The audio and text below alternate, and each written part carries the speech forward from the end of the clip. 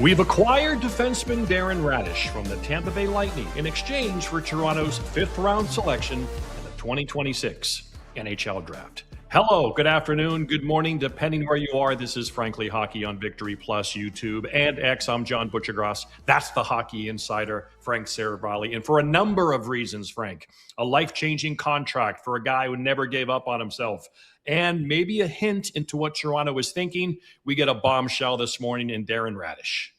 It's a big one. The number one free agent defenseman is off the board, and it's a whopper of a contract. 8 years times $8.5 million for $68 million. Just an incredible deal for a player that, 4 years ago was playing in the AHL and is now north of 30 and gets the first big payday of his career. It is one of the largest increases in standard player contract AAV that we've seen in league history. So much to talk about that. A lot to talk about throughout the show. We'll talk about the draft, which is a week from tonight with Stephen Ellis. Jam-packed show. It's Friday, June 19th, 2026. Happy birthday, Sergei Makarov. He's 68 years old. Makarov, however you choose. He won the 1990 Rookie of the Year, Frank, as a 30-year-old with Calgary. 424 NHL games, 384 points. Of course, a 1980 Olympian against the Miracle on Ice team. That Olympics, he had 7 games, 5 goals, 11 points. 1994 with the Sharks as a 35-year-old, 14 games, 8 goals, and he led the Sharks in scoring that regular season. Makarov, the Hockey Hall of Famer, 68 years old today. Let's hit some Franks and Beans before we hit the Frankly Hockey rundown and talk all things Raddysh. Hey, Ron Francis back with the Penguins organization, Frank, just moments ago. Special advisor, hockey ops. Zero surprise. Ron Francis has been a mentor and very close friend to Kyle Dubas through the last number of years. If you remember that whole Jared McCann situation from the expansion draft, they were friends well before that as well.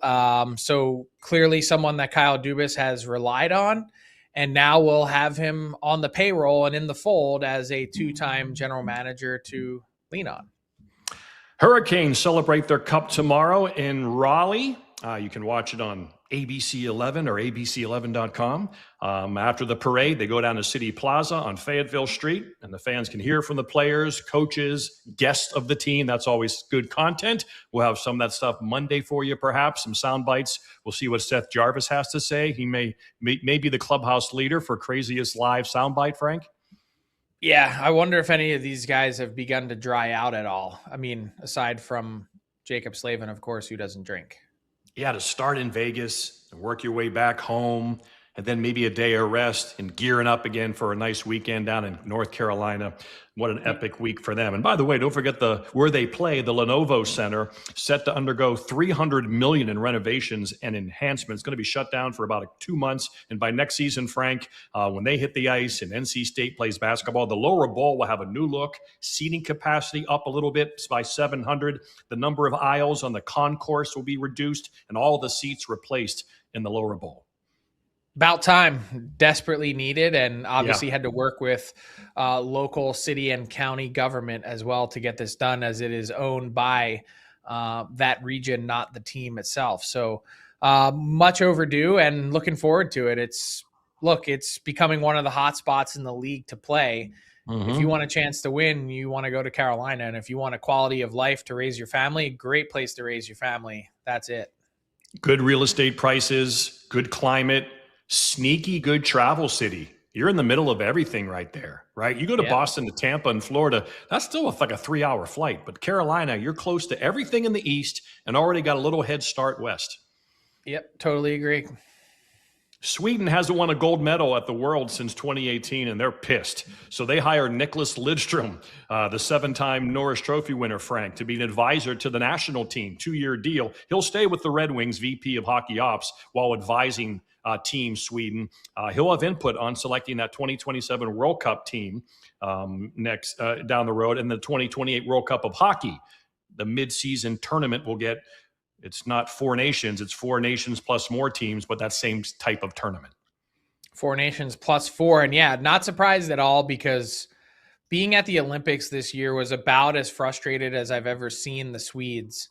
with how the team was being coached, what was happening in terms of management, selections, everything that went with it. It seemed to be a real sticking point from a national perspective. We mentioned yesterday Bergeron Patrice, number 37, raised to the rafters next season.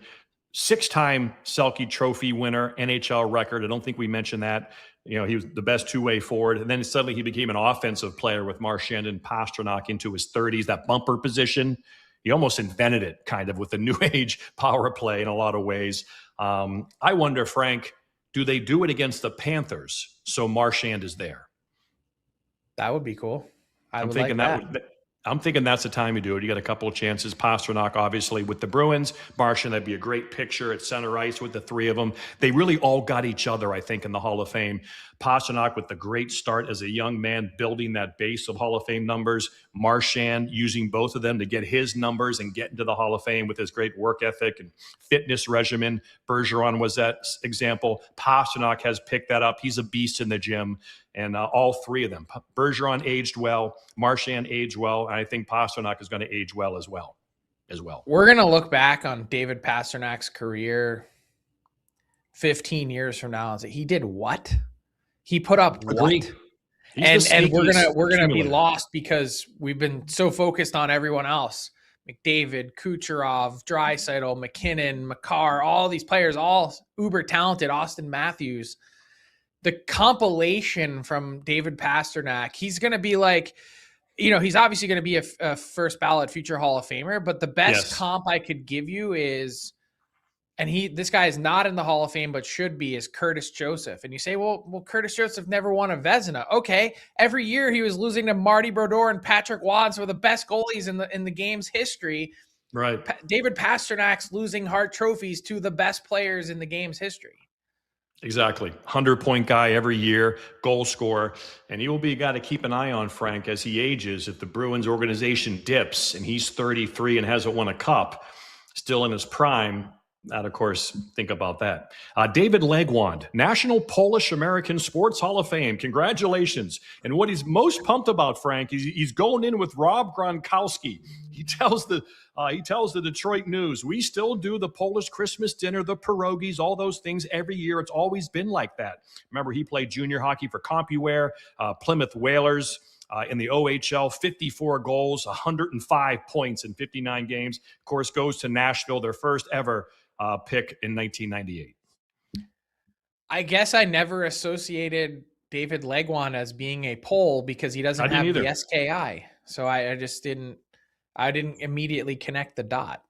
Yeah, wife Polish, him Polish. They do the pierogies, the whole thing, and then he gets to go in with Gronk. That's fun. We're going to talk about this in the rundown. Nick Kiprio said that Bobrovsky wants $42 million over 6 or 7. That's a show tease for you. We're going to talk about that. Also, some of these older free agents, Frank, when they're 35 or older, Zuccarello, Kane, that means they can do inexpensive base salaries, right? And then go incentives. And if you go over the cap, you can push it a year. Kind of explain that for our viewers, for those older guys, and why that's good for them, good for the team, and stuff like that. So once you hit 35, it's called a 35 and over deal. It was put in place to try and provide teams the ability to keep some of these players who might be up against the cap. And essentially what you can do is sign a 1-year league minimum deal that is based mostly on performance-based incentives. You can make the incentives largely whatever you want. A lot of players have them in increments. So like Jamie Benn last year is a great example. I don't have the exact numbers in front of me, but he signed for 1 year, $1 million. But then at every 10 games played, this is a hypothetical, but it's something close to this, he got an extra $250,000. So you get to 50 games played. Obviously you've been able to add $1.25 million to your pocket, and just kind of keep going from there.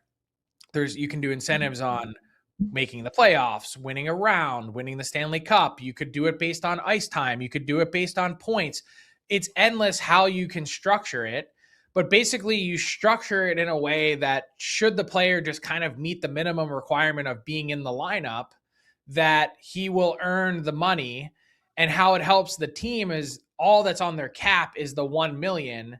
And then how it works is if at the end of the season they have space remaining, the bonus dollars that were paid to that player will go on that year's cap, and whatever cannot will slide to next year's cap as a quote overage, a bonus overage, and that eats into next year's space. But theoretically, with the cap going up, it's not really an issue because you're spending next year's increase now. So essentially you're mortgaging a little bit of your future cap increase to keep a player inexpensively in the here and now.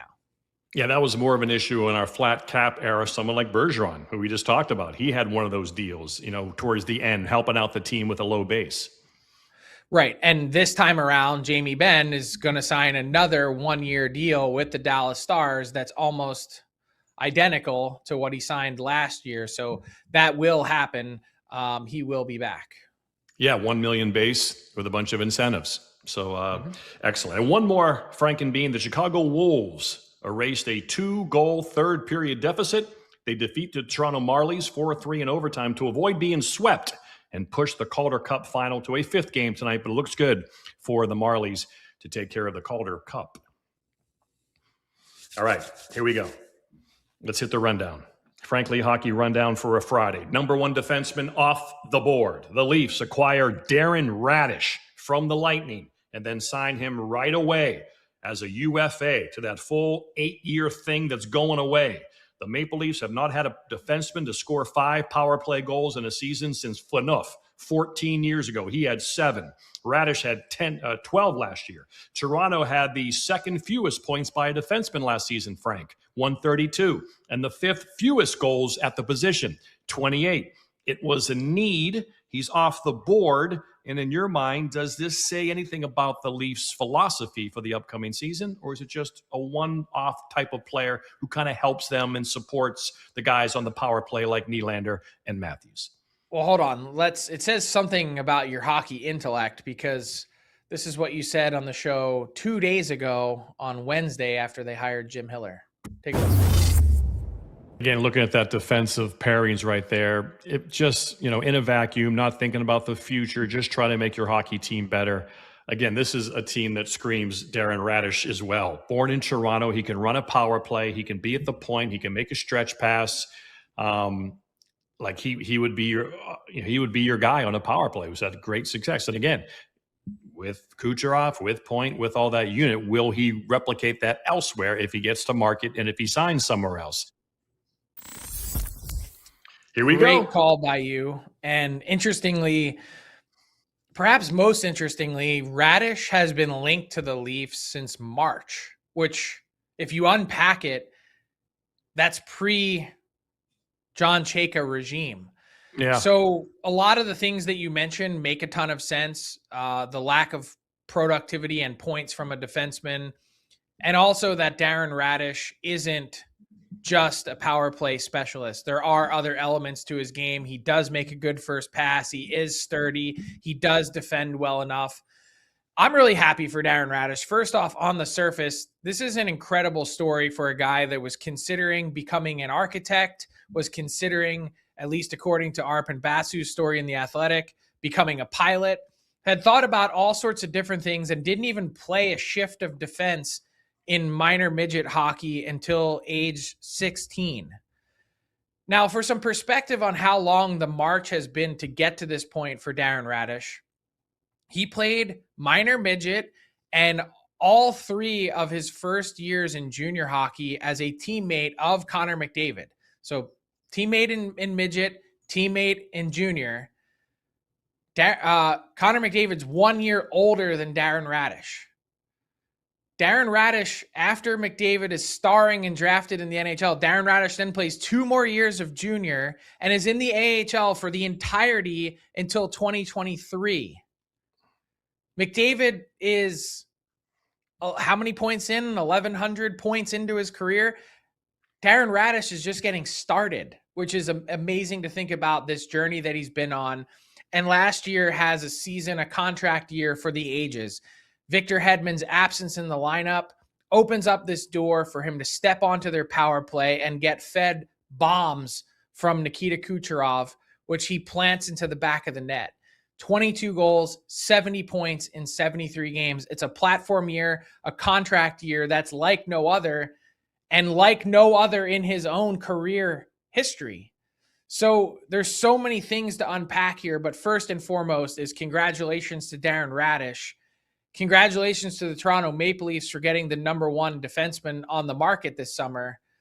But man, I'm left with so many questions, including, is Darren Raddysh hockey's ultimate boomer bust? Like, we're talking about a guy that if he does even close to what he did last year, he is exactly what the Toronto Maple Leafs need. But if he isn't, look at his production. These are his only 5 NHL seasons. The first 2, obviously not full ones.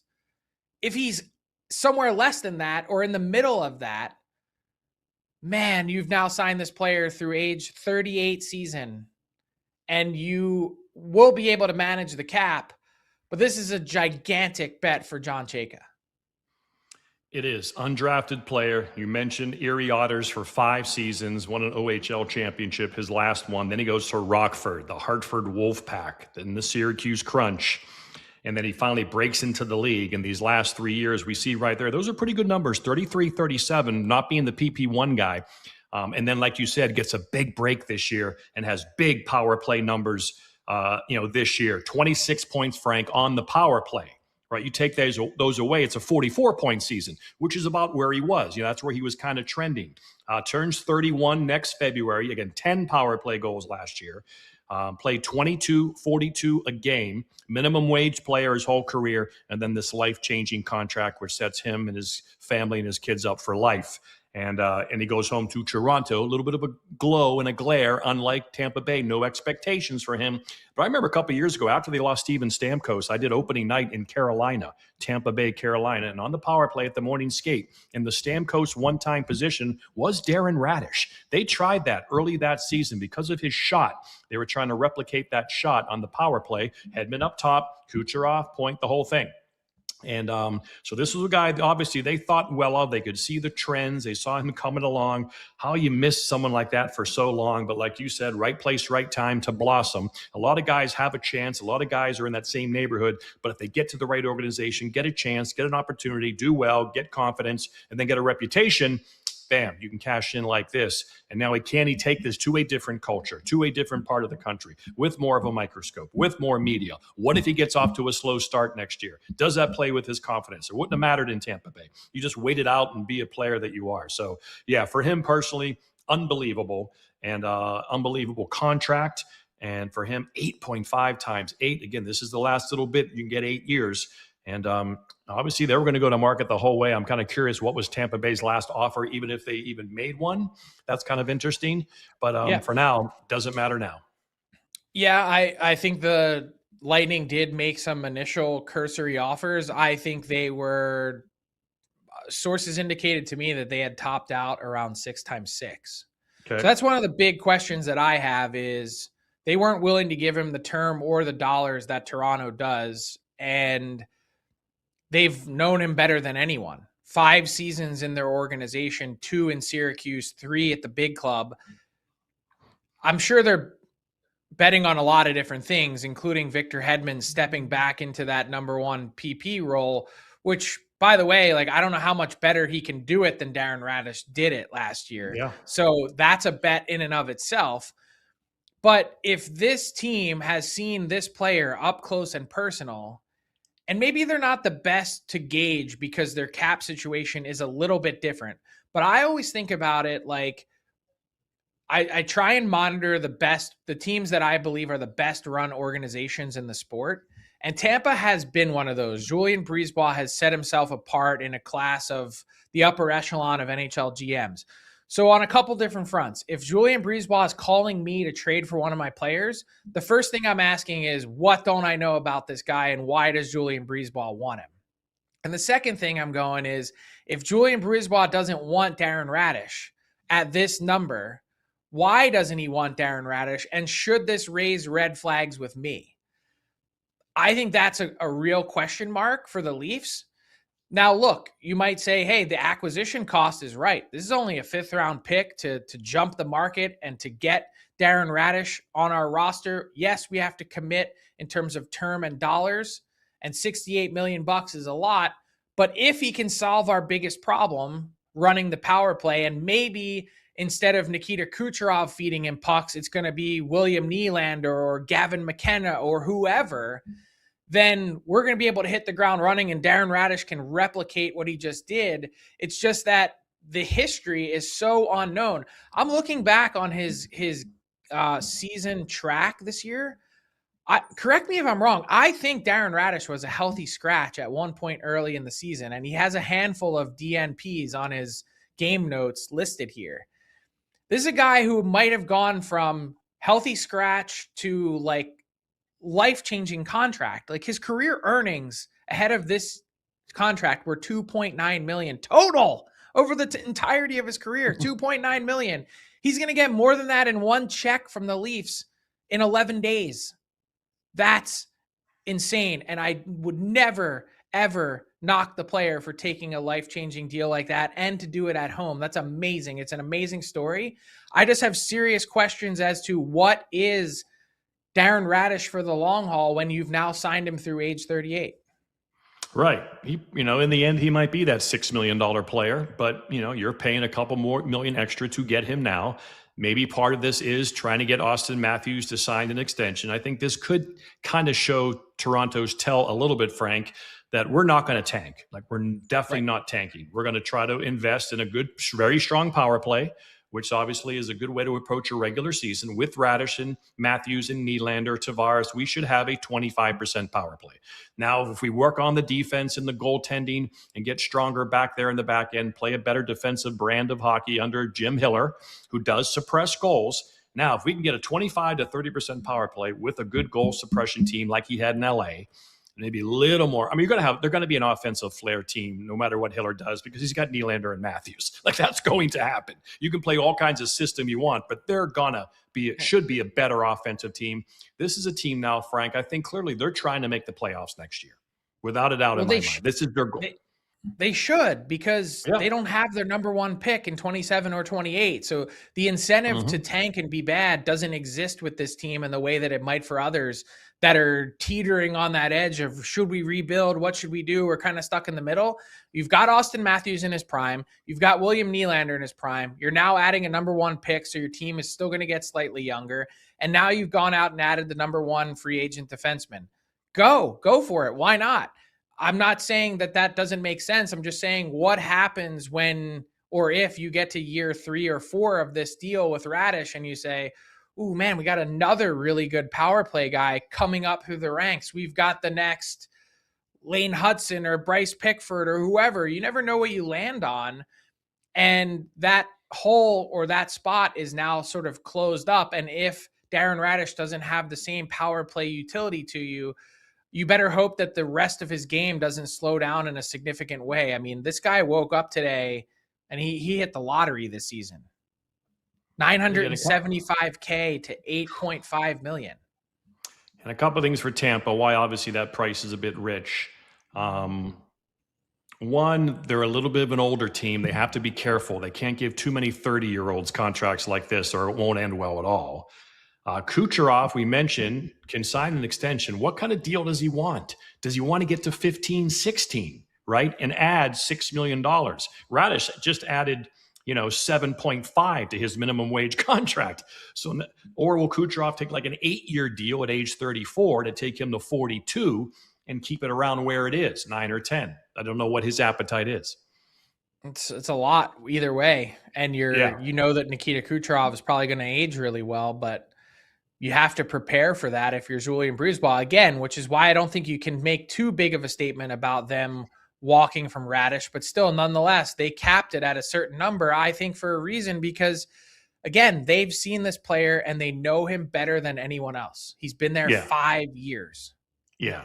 That's too rich for them. I can see Tampa we can find a guy close enough for more than half the price. I'm sure that's what they're thinking. We can develop a guy. Moser's coming. He's obviously the future. And Dastu was very good this year. Good offensive flair. So, yeah, they got to allocate their money. They're a little top heavy in the forward end. A lot of high salary guys, 9, Point, Gensel. And then they go off to all minimum wage guys. And that's been hurting them in the playoffs the last 4 years. Someone was going to pay Darren Raddysh. No doubt. Someone was. the Toronto Maple Leafs said, we want to be that team that jumps the market and gets our hands on a guy that we think solves a lot of our problems. And again, cannot say more perfectly. If he is close to what he was last year, he's exactly 100% what they need. But no one can sit here with any degree of certainty and say we're taking Darren Raddysh, even the Leafs, as excited as they are. They can't say with any degree of certainty we're taking Darren Raddysh out of Tampa and out of this power play, and we're putting him in Toronto and putting the spotlight on him, and we're just going to assume that everything goes exactly as it did. No one can predict that with any degree of certainty at all. And that's what makes this fun. That's what makes this such an exciting thought exercise and a go for it moment for the Leafs, because they don't care about consensus.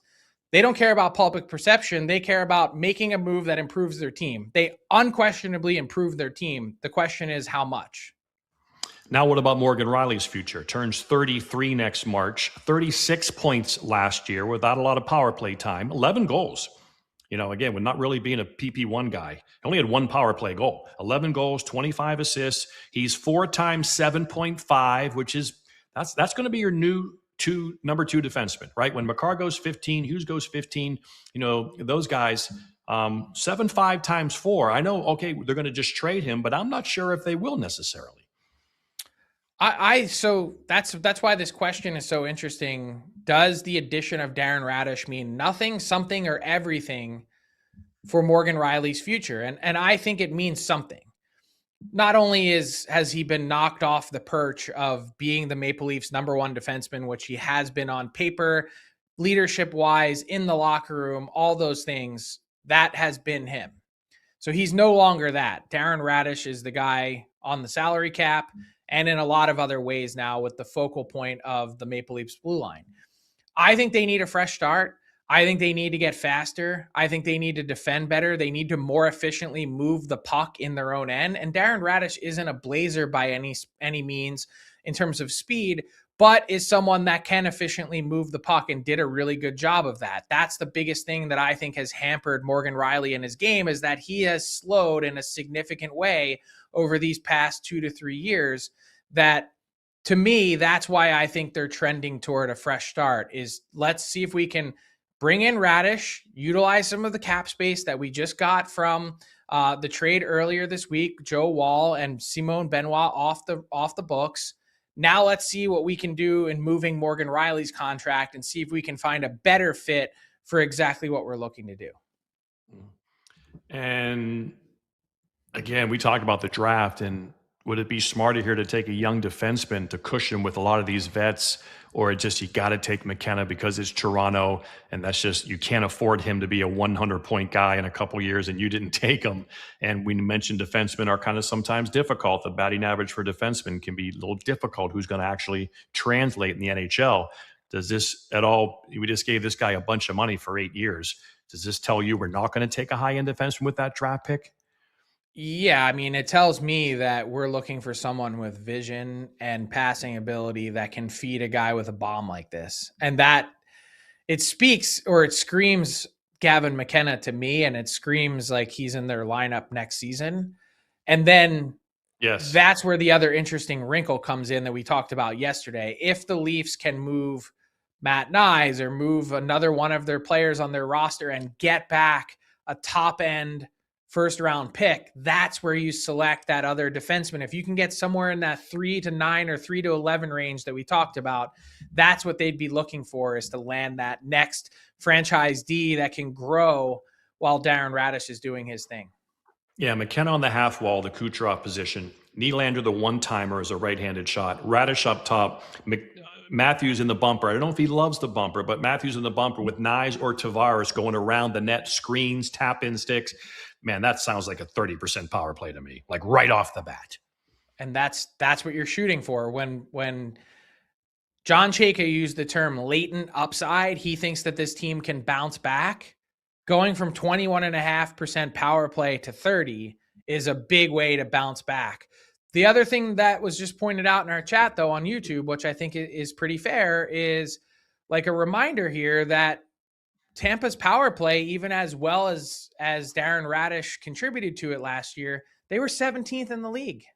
So just an interesting stat to point out that, like, it's not always just plug and play, and there certainly will be some growing pains. But man, on the back end of that, that tantalizing idea of adding McKenna to that group feels kind of like the perfect time to bring in our boy Stephen Ellis. Yeah, Tampa hasn't replaced Stamkos on the one time, and Point had a miserable year. I think that really affected those power play numbers. True. But yeah, let's bring in Stephen Ellis, daily faceoff prospect analyst, Victory Plus WHL insider, talking 2026 NHL draft. It's 1 week from today. ESPN and Sportsnet will have the draft from Buffalo, New York. Last time they were there, Austin Matthews got drafted, and once again, Toronto is at the top of the list. And let's have some fun, Stephen, on your appearance this week with some superlatives, looking at some of the top categories in the game. Overall, best skater in the draft.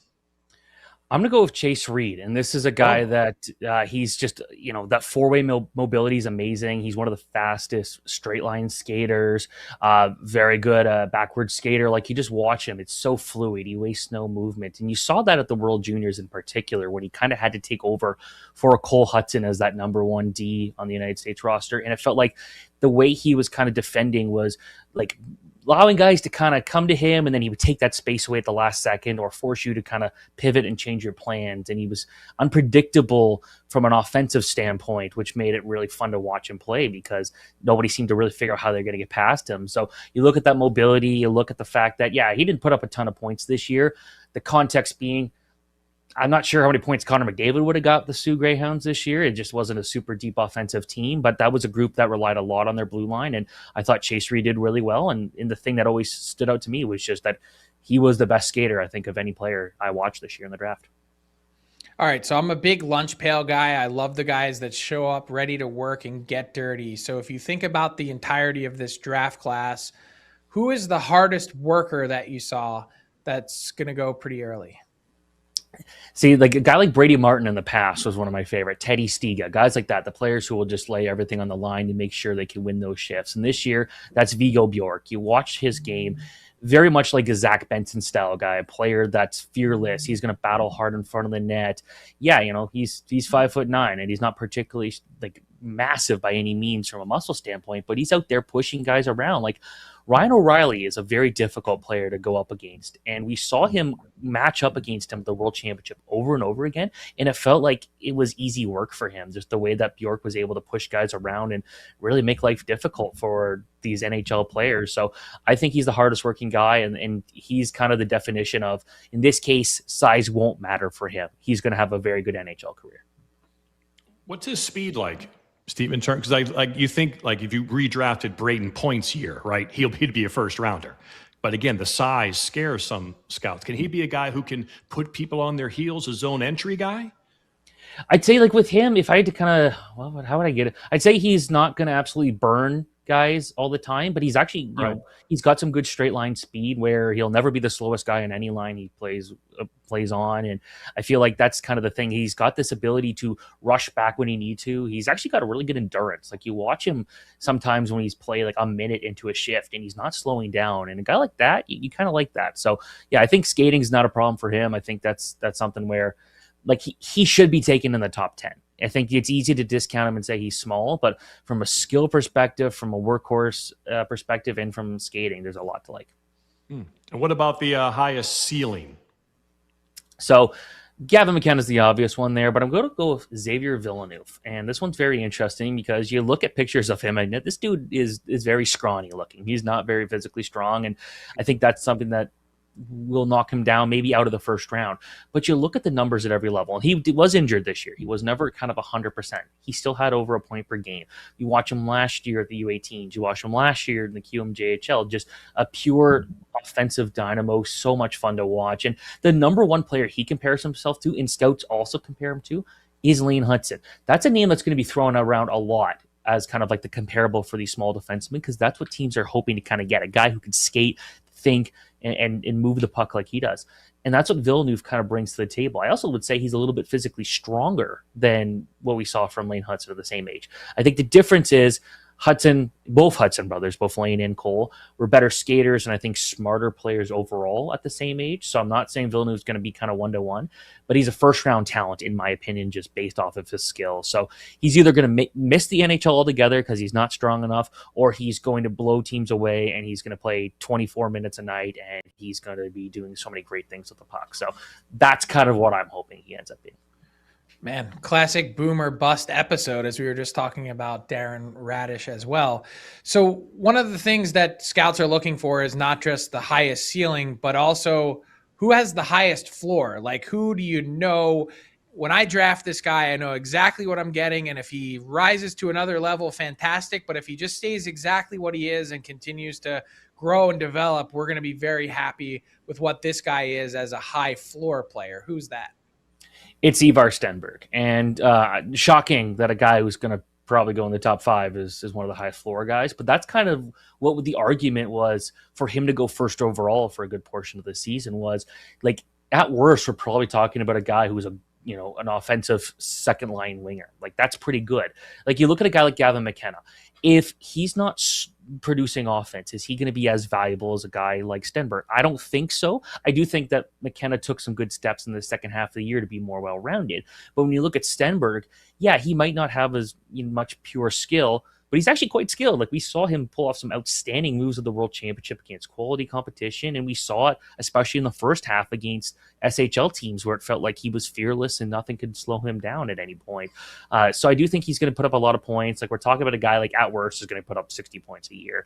I don't know if he's going to go put up 100 points, but maybe you're looking somewhere in that 60 to 80 range, and you're going to be very happy with him because he also plays a strong defensive game.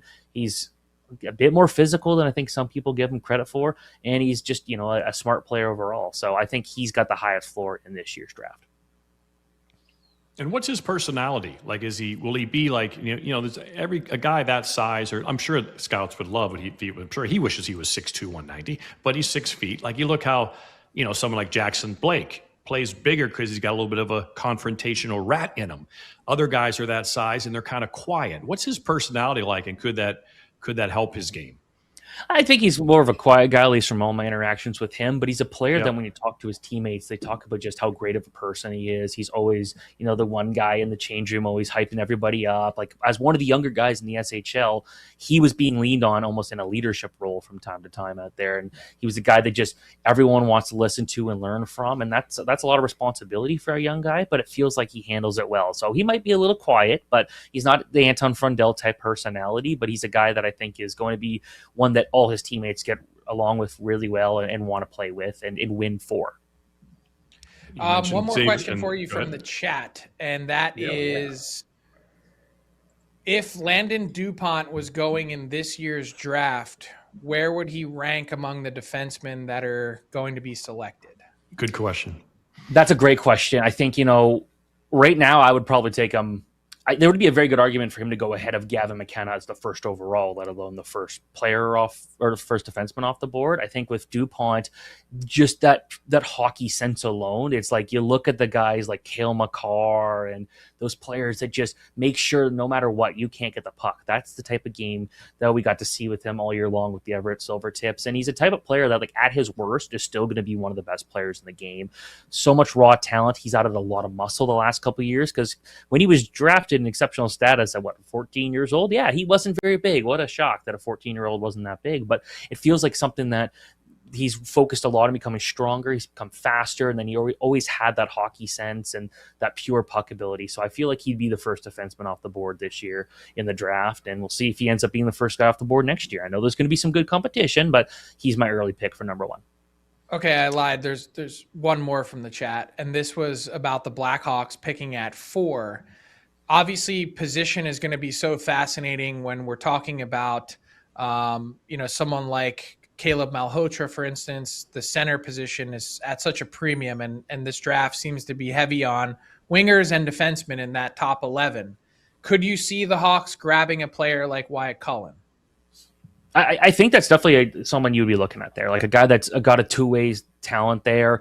I think he's also, again, I talk about the hockey sense and why that's so important, because guys that are already really smart make plays that feel like, yep, perfect, smart decision every single time. Those guys are going to have good careers, and that's what Wyatt Cullen is. He's very fast. He's a hardworking guy, and he's one of the biggest riders. So I feel like that'd be a really good fit there. Could it be Stenberg? Could it be Carson Karls? Could it be Keaton Verhoff? Like, there's a lot of good arguments. Either way, if you're a Blackhawks fan, you're going to be thrilled with who they take, because you're going to get a guy who should be an impact player before too long. And so Cullen's definitely an interesting name. That is something that I got a mock draft coming out next week, and that's one I was thinking about. It makes a lot of sense. Awesome. Harry DuPont is down to Michigan or Minnesota. Of course, anybody would love to have him. I'm hearing those two schools. Villeneuve is set to go to BU to play with Caleb Malhotra, another high-level talent. That'll be fun for me to be able to see him on a nightly basis on ESPN Plus, and because you mentioned Lane Hudson in that comp, so that'll be fun as well. Steve, your top 20 ranking dropped today on Daily Faceoff? Top 120, yeah. And I will say also for DuPont, if he wants to be nice, go to Niagara University, so it's easy for me to drive to. Perfect. Think about Steve once in a while. Yeah. All right. Great job. Another great appearance from Stephen Ellis. 1 week from tonight, he and I will be in Buffalo for the NHL draft. Thank you so much, Steve. And again, check out his top 120 on Daily Faceoff. All right. Back to the Frankly Hockey Rundown. And your boy Nick Kypreos said that Sergei Bobrovsky's looking for $42 million, Frank. Not shocked. I knew that the ask was a lot. I knew that he was looking for, put yourself in Sergei Bobrovsky's shoes, right? You take care of yourself like nobody's business. That guy has been in incredible shape. He's one of the hardest workers I've ever seen at any position anywhere. He's in great shape, multi-time Vezina winner, multi-time Stanley Cup winner, and he sees other guys on his team, Marchand, Ekblad, all these guys getting big long-term deals, even at advanced ages like Marchand is. And he's sitting here going, I've been making $10 million a year. I'm the premier player at a premium position. Give me the term in dollars that matches what everyone else got here. I can't say he's wrong to feel that way.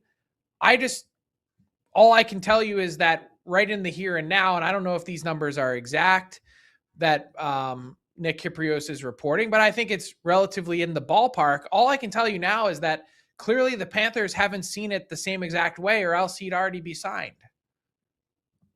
Yeah, 42 over 6 or 7 is what Nick is. Hey, young kids who are watching Frankly Hockey, if you go in to ask for a raise, ask for a lot. And then create a middle that's higher than maybe, you would have had otherwise. So you can always start there. Don't start low. The other thing is there's no one else really to turn to in the organization. Like, they did have Spencer Knight prior to the Seth Jones trade. They could have just turned the reins over to Spencer Knight, and they didn't. So now the options are Bobrovsky re-signing at a high ticket that's with term, or you can go out on the trade market and find someone. There's not a great free agent goalie crop, but that brings us to the interesting Connor Hellebuck question, which is Darren Dreger is as tied in with anyone is in Winnipeg. With that, he's saying that Connor Hellebuck's open to a move. The Jets aren't shopping him, but he's open to a move. If that's the case, if you're Florida, are you calling Winnipeg to get Connor Hellebuck in his prime, coming off of a gold medal and a medal of freedom, to bring him back down to play with Matthew Tkachuk, and on a very reasonable contract that, by the way, is a pay reduction from what Sergei Bobrovsky made last year? Yeah, by $2 million almost. Yeah. And so you call and you say, hey, that number 9 overall pick, that guy's not going to help us for 3 years. We're trying to win 2 more Stanley Cups between now and then. That's what I'd be doing if I'm Bill Zito. He's Hellebuck's 33 years old and Bobrovsky's 38. So he's 5 years younger, like you said, cheaper compared to last year, and obviously highly motivated to win a Stanley Cup. So, and again, you have the 9th pick. It's like Bobrovsky had an 8.77 last year. I know that the team in front of him was not nearly what we're used to, but that has been the thing about Bobrovsky's career, is that sometimes the regular seasons haven't been stellar. Sometimes they've been great, and sometimes they've been just average. 9th pick, Sam Miskevich. You got some stuff to move there if you're if you're Florida, and maybe that's a good way for Winnipeg to make that pivot. Because again, Hellebuck's not young; he's 33, so he's kind of getting there too. Big guy who see how he ages, but it's going to be the goalie market is very interesting. The Bobrovsky storyline has been very interesting from the get go, especially Totally around agree. the deadline, where it sounds like he could have gone to Edmonton. Like that was close to happening. I think he was actually closer in Carolina, believe it or not. Carolina's there. How about that? Of course, and Carolina, Florida had Brandon Bussey. they balked at a first. Florida waived Brandon Bussey last year, so there was their goaltending answer right there. Minimum wage. All right, as we speak right now, Jonathan Toews Frank is going through his retirement ceremony in Winnipeg, announcing his retirement. What a career it was to bring hockey back in Chicago. It was such a dark, cold place for so long. Home games not on television. Just, you can't imagine what it was like, just the image of that team. And then suddenly here comes Jonathan Toews and Patrick Kane that changed everything in Chicago and brought that franchise back to life. I can't wait to see the statue one day outside of the United Center, just down from Bobby Hull and Stan Mikita and Michael Jordan. And there's going to be a Patrick Kane, Jonathan Toews monument one day. There are 3 cup banners in the rink to prove it. And obviously a first ballot Hall of Famer and comfortably so. And our friend Paul Paduti at Adjusted Hockey, if you don't follow him, he does it better than anyone else. This card is so cool. There's so many things to pick at. But according to Paul's calculation, at one point over a 3-year period of time, Jonathan Toews was the number 3 forward in the game. And he has him as the 64th all-time best forward in NHL history. The awards, all of that add into it are fantastic, but pay over a flat period of time, meaning level out the stats over the entirety of the different scoring eras. And Jonathan Toews finished his career averaging 73 points over an 82-game season. So add in the defensive prowess, the leadership, all those things comfortably as a first ballot Hall of Famer. So no doubt about that. In the end, what does this stop in Winnipeg for 1 year say about him in terms of his fight to go out on his own terms? Yeah, I like it. I do. Away from the game, try to get back and to go to his hometown and play one more year, play every game. I liked it. I thought it was cool. I thought it was interesting. I think for him, the closure was probably I don't know deep down if it was fulfilling, if it wasn't quite as good as he thought, or if it was a little better now, especially today, not when you're going into it. Obviously, he would have liked a more successful team-oriented season to have his numbers a little bit better. But 3 championships, 16 seasons in Chicago, 383 goals. And more than that, he's a guy that will be remembered for how he made Blackhawk fans feel. With him and Kane, and just an unbelievable era of hockey that really helped supercharge it. Important for the league to have obviously a big city, one of our the biggest, best cities in America, to be successful. You want that, and it was really the value that him and Kane brought that franchise is just unbelievable. Now they're going to develop that area around the rink, which hasn't been very great. Now they're going to develop that area, like you said, the statues, the whole area will be improved. So when he goes back there, it's actually going to be better than when he left. And again, a lot of that was because of him. I can't wait to see it. And I can't wait to see when he signs that 1-day contract to go back. That'll be pretty cool too. The reception he got in Chicago this year when returning with Winnipeg was electric. Congrats to Jonathan Toews. I think it says so much about him that he was able to, look, you spend 3 weeks detoxing yourself in India from all the whatever's inflaming your body. That's commitment, not just to live a healthier life and to feel better, but to then challenge yourself on the back end of it. 3 years off the ice and think, oh yeah, I'm just going to step back in and play at the highest level in the game. He did it. Not many people can. Pretty cool. All right. You had some early chat contributions with our talk with Stephen Ellis. Any other words out there on Raddysh or the draft or anything? Yeah. Desert Lab says Jonathan Toews is the best leader in hockey since Mark Messier. I don't know that you'd find me combating you on that, Desert Lab. Right there with Bergeron and culture setters and right in that same Kopitar, that same area. A bunch of people in the chat have been voicing all day long, like the player in Darren Raddysh, don't like the term at 30. People seem to be really upset about the total commitment to that, which is probably a pretty rational feel. I mean, they had to give that kind of term and total dollars to prevent him from getting to open market. So I understand. They're like, we'll manage that part of it later.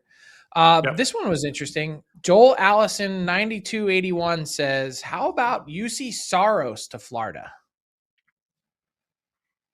I think there's no doubt Nashville will move him in a certain situation. I'd rather have Hellebuck in that situation. Saros is a little fella. You like to have Brandon Bussey's a big fella. Cover up as much of that net as you can. It's tougher for the little fellas this day. So, and how he ages, how his knees are and hips. I don't know if I think they can do better there. I think it should be one of the first questions that Chris McFarland is asking in Nashville is, what can we do about this goalie situation? Saros is fine. You can be competitive with him, but the long-term nature of it and being a little guy, I'd want to try and move on to a team that's desperate for some better goaltending and see if I can fill that void elsewhere. Yeah, 7.74, which isn't bad, isn't great in terms of value. That's a decent chunk, but he's got 6 more years of it. Yeah, from the second that contract was signed, I mean, there's no revisionist history here. I was going, what are they doing? Especially when they had Askarov in the fold. Like, you could have just turned it over to him, but they decided that he wasn't going to be good enough and wasn't the guy. The base is pretty consistent throughout. 1 year is a little jump, but so that's a lot. It's a lot of I don't know, chicken tenders in Nashville. Yeah, a lot of Hattie B's, spicy chicken tenders. Let's go from spicy chicken tenders to vegetable. We got to balance it out, Frank. You got to balance out the diet. So we need some vegetables now. And #hockey top vet. Yeah, radish. Radish is a vegetable.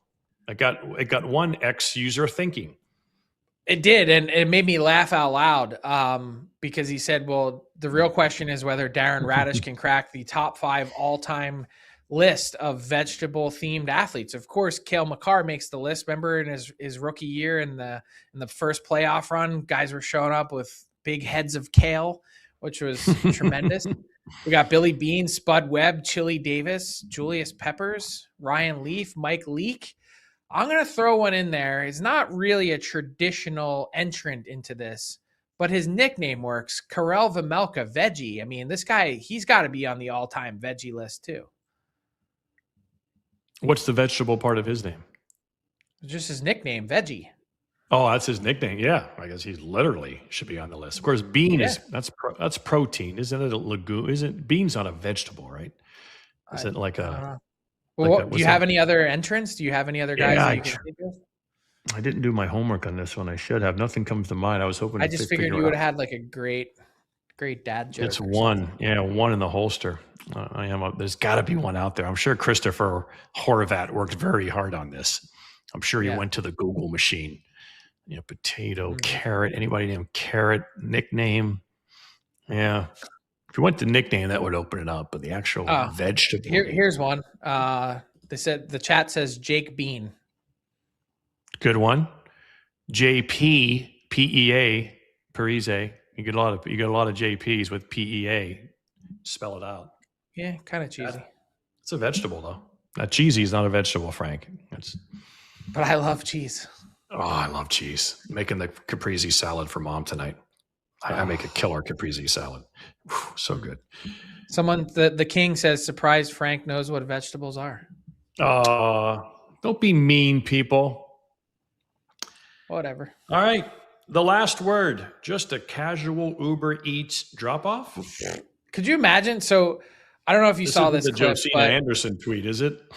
No. Rod Brindamore joined the boys on Overdrive yesterday. It's a little bit longer clip, 2 minutes, but check it out. I haven't seen it. Check out what gets delivered at his door.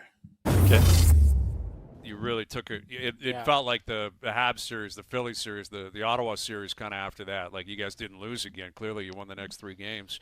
And Jordan Staal, after the game, gave a really emotional interview about the 17 years in between the Cup and 17 years in Carolina, and I'm sure you've heard it. And he just talked about how badly he wanted to win, and he said some guys might jump ship, but I believed in ownership, management, and I believed in Rod Brindamore. How do you respond to that? A guy of that status, your captain, who obviously has always believed you would help him get there in the end. Jeez. I don't know how well this will translate, and maybe I'll do it or not. I just got to this is kind of weird timing. Okay, so Jordo, he's the man. They got the Cup. Do you want to know what he just did? What's I that? don't know what kind of audience you have here on TV, and I don't know how this will show, because I don't know if I can even do this right now. But I got a text right now while I'm on with you guys, and he's at my door right now, and I'm gonna go down there. I don't know if this Get will him work. on. No. He left, but he left something at the door, and so I don't know if this is gonna translate. I'm gonna It go better be the downstairs, Cup, 'cause Roddy. It better not be a pile of garbage or something. A Chick-fil-A order or something. I'm just gonna show you because I know it's already here. Wow. This will translate, I guarantee it. All right, hang on. Where did they put What do it? we got? Hang on. He dropped something by my house. There you go. I gotta turn this. I can't even do it. Maybe I'll do it this way. Turn it on See us. this? Hang on. Where are we? We're losing What do we Wi-Fi. got? I can't get it in there. There it is. There you go. Let us see it. Where are You we? got to move it a little more, Roddy. There it A little is. more, The Roddy. Cup. There's the Cup. There it is. Yes. Wow, All that's right. incredible. He dropped it off at my house. So, did you know? I mean, could you? Hey, just get a text. Yeah, just dropped it off at your door. Okay. He said we're done with it. We've had it for too long. We need a nap. We need a break. I love it. Pretty good. Dad, Nothing like Daddy it. daycare. Babysit the Cup for a couple days. Keep it safe. There's It's nothing been like places. it. That's awesome. You saw a quick shot of Roddy's younger son there as well. So good stuff. That is excellent. Nice little, you go for Uber Eats, Uber Stanley Cup, dropped off by Jordan Staal. Excellent. Again, the parade is tomorrow. Should be some good video, some good sound bites from the boys down there in Raleigh, as those fans can celebrate their second Stanley Cup 20 years apart. I was there for a game this year. I did for ESPN Plus. And that was the night they had the 20-year celebration there. All the guys were there, Eric Stahl, the whole thing, and it was really cool. So that was good that they had that. And in the same year, they win another one for another generation of 10-year-olds, right? If you're a 10, 12, 13, now you're in your early 30s, maybe starting your own family, and they win another one for your kids. So that's pretty cool that someone's got to probably experience that.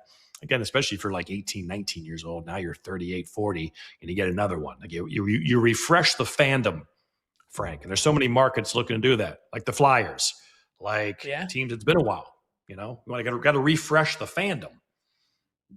It's huge. Turning over into a new generation of fans is what a lot of teams are longing to do. Fan base gets old in the tooth from when they were kids, like the Flyers, 50 some years ago when they won their Stanley Cups. You got to turn it over to the next group. So, and some have never won one. Some of the organizations that have never won one. Vancouver, and of course, the Sharks, who came close. Yeah, Buffalo. Now they're close. Nashville, even Montreal. Now we're talking about 33 years. So again, if you're under 33, haven't seen one yet in Montreal. That would be amazing. Not in Canada at all. At all. Right. All right. Good show. 1 hour, right on the button. How's that for producing? How about that? Beautiful. Well, it's a beautiful day here in Plymouth, Massachusetts. I hope it's a beautiful day where you are to enjoy your weekend. The summer's here, the longest days of the year. Right now, people, this is our 2-week longest sunlight days of the year. Get up early, stay up late, enjoy it. Life is short. For Frank, I'm Bucci. Have a great weekend. I'm sure more stuff will happen over the weekend as we head on to the NHL draft next Friday and then free agency. For Frank, I'm Bucci. Peace out. Booyah.